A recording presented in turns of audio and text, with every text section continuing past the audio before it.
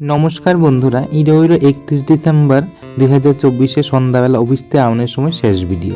তো ভাবছিলাম ভিডিও করতাম না, কই না একটু ভিডিও করি, কারণ যেহেতু 2024 শেষ হয়ে গেছে গা, একটু তো ভিডিও করার দরকারই।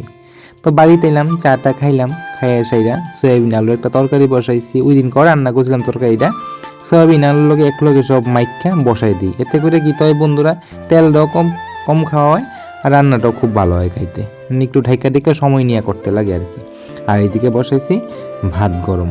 তো এই দুইটা তো হয়ে গেল গা। এরপরে বসাইলাম একটু স্কোয়াশ আলুর তরকারি।